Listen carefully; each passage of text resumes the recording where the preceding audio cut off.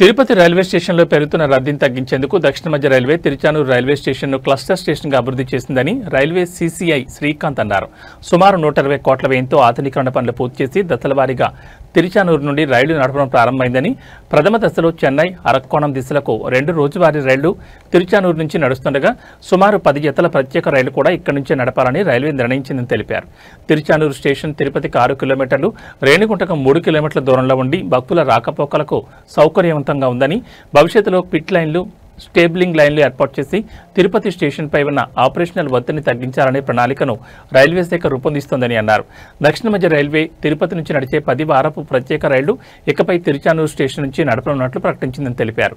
కొత్త షెడ్యూల్ ప్రకారం రైళ్లు తిరుచానూరులో చేరుకుని బయలుదేరే సమయాలు మార్చినా మధ్యలోని స్టేషన్ల టైమింగ్స్లో మార్పు ఉండదని రైల్వే అధికారులు స్పష్టం చేశారు. ప్రయాణికులు తిరుచానూరు స్టేషన్ సవరించిన సమయాలను ముందుగానే చెక్ చేసుకోవాలని ఎస్పీఆర్ సూచించింది.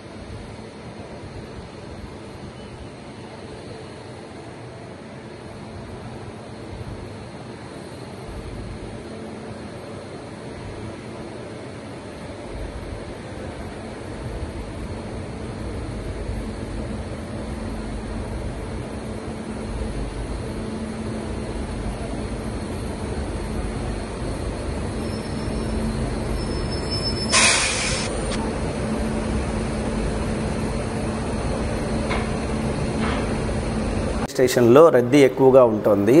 రోజు ప్రయాణికులు 80,000 మంది 90,000 మంది వస్తున్నారు. అక్కడ ఉన్న ఫెసిలిటీస్ అక్కడ ఉన్నాయి.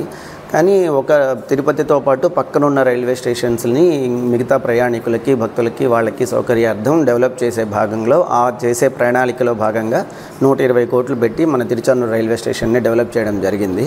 సో ఇది ఎందుకు ఎంచుకున్నారంటే ఇది మనకి అన్ని చోట్లకి వెళ్ళడానికి అవకాశం, రోడ్ కన్వేయన్స్ బాగా ఉంది. ఇటు నుంచి ఇట్లా మంగళం సైడ్ నుంచి ఇట్లా తిరుపతిలోకి వెళ్ళక్కర్లేకుండా కొండ మీదకి వెళ్ళే అవకాశము ఉంది. సో రైల్వే జాగాలో ఉండడం వల్ల దీన్ని డెవలప్ చేసే స్టేజెస్ నెక్స్ట్ స్టేజెస్లో, ఫేజెస్లో బాగా డెవలప్ చేస్తారు. సో ఇప్పుడు ఈ చిన్న ముందు 2 ట్రైన్లు రన్ అవుతున్నాయి. తర్వాత అలాగే ఇప్పుడు ప్రజెంట్ 5 పెయిర్స్ ఆఫ్ ట్రైన్స్, వారానికి ఒకటి జాల్నా నుంచి, నాందేడ్ నుంచి, సికింద్రాబాద్ నుంచి, దేశంలో ఎక్కడెక్కడికి వెళ్తాయి ట్రైన్స్ అనే దాంట్లో నెక్స్ట్ ఫేజెస్లో వాటిని కూడా డెవలప్ చేసి ట్రైన్లను రన్ చేయడం జరుగుతుంది. సో దీనికి తదనుగుణంగా మనకి వచ్చే మిగతా ఫెసిలిటీస్ అన్నీ వస్తాయి. సో ఇక్కడ అటువైపు ఏమో స్టేబులింగ్ లైన్లు, పిట్ లైన్లు, క్యారేజ్ రిపేర్ షాప్ వైపు పెట్టుకోవాలని నిర్ణయించారు.